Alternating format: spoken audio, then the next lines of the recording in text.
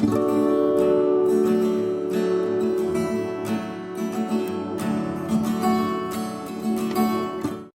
everyone, it's Danny. Welcome back to my channel. Today I'm back with another layout for the Scrap the Boys Challenge design team, and I am going to be scrapping something a little unusual for the month of January. So as you can see in the beginning, I did include a picture of the challenge image. It is a color challenge this month, so we are challenged to use a beautiful blue and green color palette. And you may have noticed from my photo that there is no boys in it. And the reason for that is I'm kind of going a little bit out of the box this month. So those photos are of a bower that is made by the male satin bowerbird. And we were very lucky to come across this one in Springbrook National Park, which is on the Gold Coast in Queensland.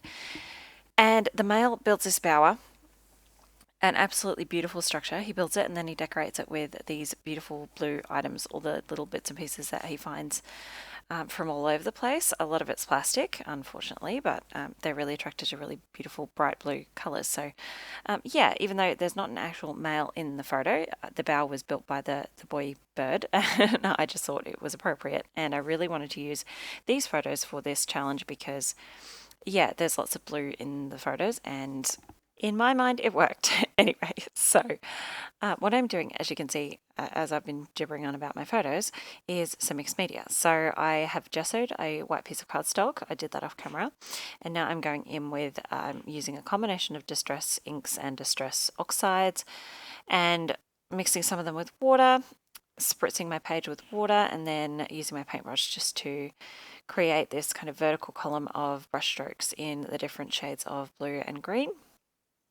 Now what I've done here is just use some packaging to add my distress oxide and some water, and then just sort of hovered it over my page and dripped some big droplets all over my page. Now I'm adding some of that green that is in that image. This is a new product for me. It's a Color Blast Artist ink and it's in the color Lime.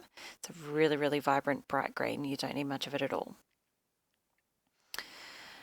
Okay, next I'm taking this stamp and die set from Kaiser Craft. I can't remember the name of it, I'm afraid, but it's a rose, and it comes with all these different kinds of designs of leaf. So I'm going to stamp some of these. I'm actually using my stamps once. So I'm using the Distress Oxide in Chipped Sapphire to do these big branches. And then I'll come in with, I believe it's Shabby Shutters and Bundled Sage Distress Inks to do the smaller leaves.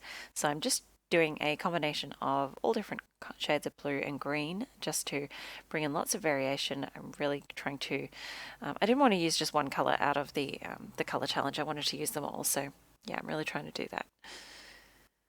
So just trying to prime these stamps on my hand a little bit first because they are new. They're not stamping very crisply, as you can see, but I do manage to get a pretty good imprint lining it up the second time. Usually this is not a great idea. I don't line them up very well, but this time I did pretty well, so I was happy enough with it. Okay, I pulled out my big shot and now I'm just taping down my dies. Even though I did tape them down, this one does go a little crooked when I run it through the second time. But that's okay, I still use it. You can't really tell anyway. I don't think people look as closely at your layouts as you think they do. Here we go, just run that through my big shot, and my plates are getting to the end of their life, I think, so I did have to run it through again. It didn't quite press through all the way the first time. But there we go, all done. That certainly makes life a lot easier than having to fussy cut all these leaves out. Alright, so you can see I made a little pile. I've die cut all those leaves. Now I'm just trimming down my photos. I'm just trimming off all the white that is on these photos. I'm going to stack them like that.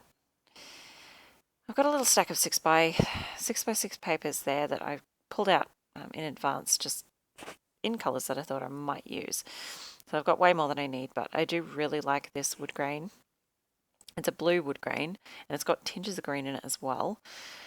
It is a nautical, it's got some anchors on it, but by the time I'm just going to use it as a photo mat, so by the time I put my photos on and trim it down, you don't see the anchors anymore, and it's fine. So I'm just sticking my photos down with some ATG and just stacking them right one on top of the other.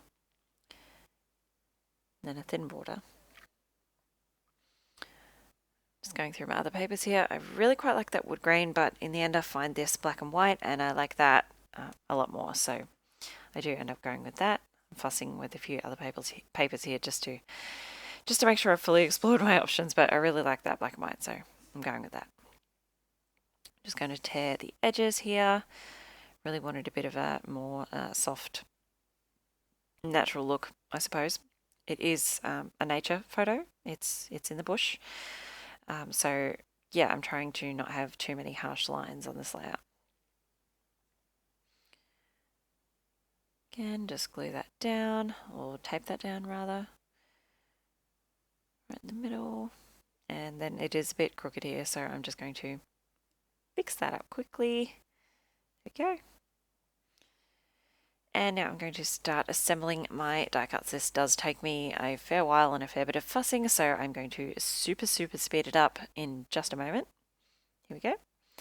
I'm just playing with the placement of these leaves until I get them in a configuration that I find pleasing. So I thought about putting some at the top, but in the end I much prefer having them off to the sides here. And you can see that I've cut a few of those die cuts out just on plain white cardstock without any stamps, and I'll come back to those in a minute. Added this tag in the top. I like the mint green of it, and I like the black and white of this twine as well. It brings in some more of that black and white that's in the papers. Added a little label up the top for my date. Now I'm just gluing the die cuts down that are on, sort of between my photo and the paper layers, and then popping some wet glue behind my photo mat because I have a lot of mixed media and gesso, so tape's not going to cut it, unfortunately. Okay, now before I stick all the rest of my die cuts down, I have pulled out this white brunch. I just wanted to give it a go tracing out the outline, or filling in the outline, I suppose, of the leaves and the veins on the leaf with my Pigma Micron. I wasn't sure it was going to turn out, but I thought the white leaves were just a little bit sort of blur and fading into the background. But it ended up looking amazing. I'm really pleased with how it turned out. So I went ahead and did all of them, and there you are, you can see them. I just think that looks really cool. Another added detail, and it didn't take long and it wasn't hard. Okay, I glued down my tag. I am putting in the date on my little label, and I will add the location as well. Again, just use my Pigma Micron pen in black. I think it's the 0.4 or the 0.3 nib, I'm not sure. It's a very fine tip anyway. Pulling in some more stickers. This is a sticker sheet from Kaisercraft. It's a beach collection, but I just like the wood grain in it, so I'm using that adventure label. And I'm also going to use some of these tiny alphas off that same sticker sheet.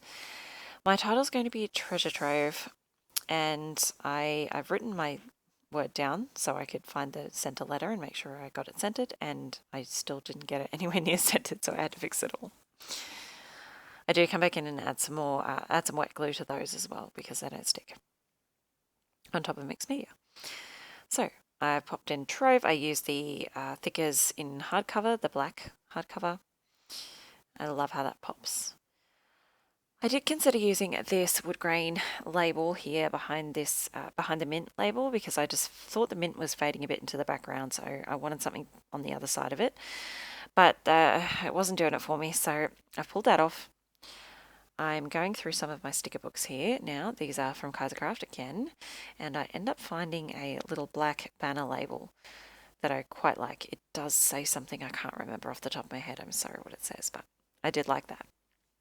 It's another pop of that black and white. And this is going to be my layout pretty much finished. I'm going to add in my journaling with my same Pigma pen, and it's just saying about how we came across this gorgeous bower and how much effort and what an amazing construction it was, and a beautiful little collection of treasures. And that will be it. My close-ups are coming up. Thank you so much for joining me. Don't forget to check out the challenge blog. I will leave the link in the description box, and I'll see you in my next video. Bye guys.